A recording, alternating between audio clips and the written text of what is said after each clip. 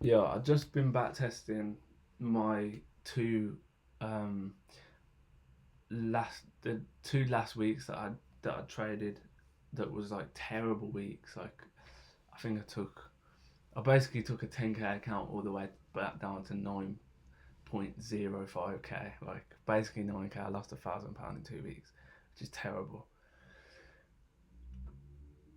And I've just back tested them and haven't took a single loss.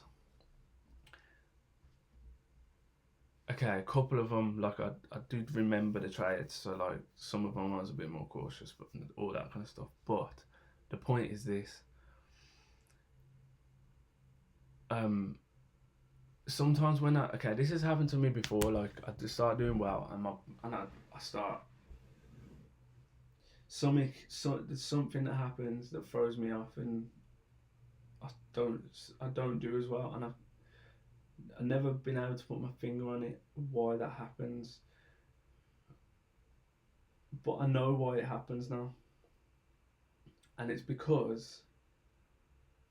my because my model has a small bit of flexibility and a small bit of um, open to interpretation when you're seeing things, it slowly warps. My model does. It slowly like becomes.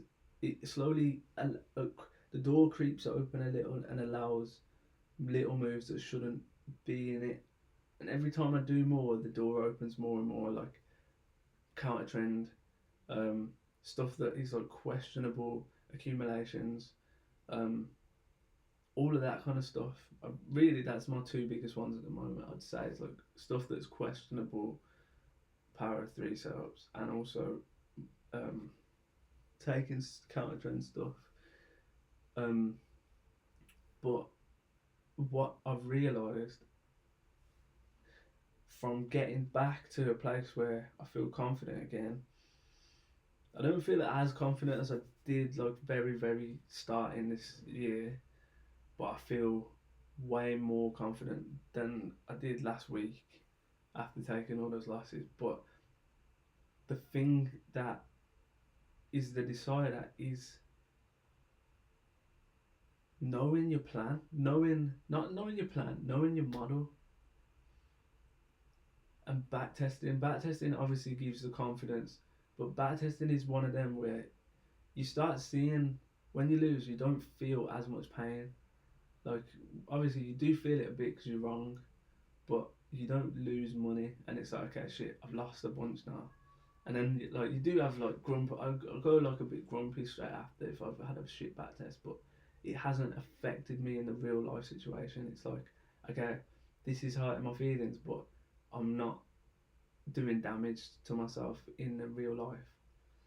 And just back testing and getting back to that model, when you start taking the losses, you're like, okay, something's wrong here, but you're not.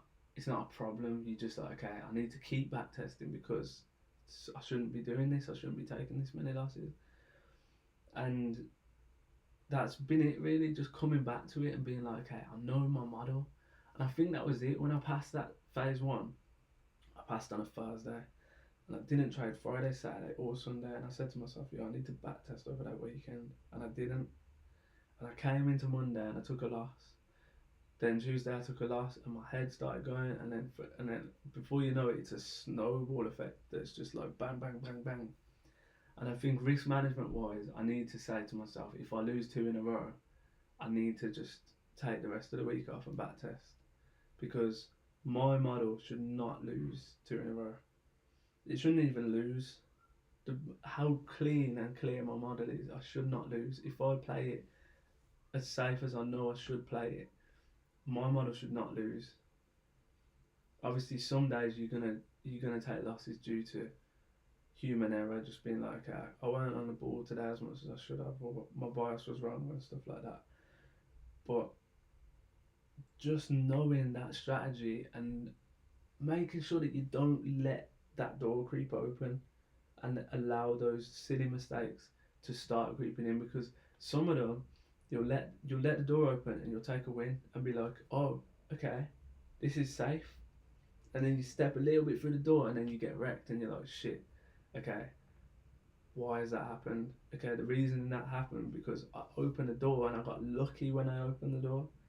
And then you go, ah, shit, okay, I shouldn't have opened the door. That shouldn't be in my model. I know my model. And I do now. Like, back testing this the past 2 days, especially when I'm looking at the days, my last few days where I took all them losses, like, to look back at that and go, if I would have played those weeks safer, I would have been fine.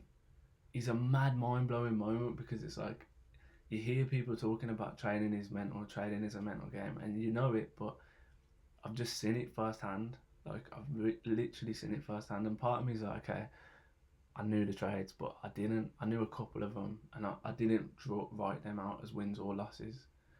But even still, like it's just been a big eye opener to me. Like, no, the biggest thing you can do, yeah, patience is great. Patience is a big one because that helps you stick to your model. Discipline is great because it helps you stick to your model. But ultimately, the thing that you need is knowing your model and sticking to your model. Know it inside and out, backtest the shit out of it. Like practice, practice, practice. It's like people say trading is like an elite athlete sport. It is. And elite athletes practice every single day. Even when they get to the NBA, they don't stop practicing. They practice more. And that's got to be it, and it practice, practice, practice. Like even when you've got to the point where you feel like you've made it, you still have to be practicing because you're an elite athlete. You're an elite mental athlete when you're doing this kind of game. So I just wanted to say that, and yeah.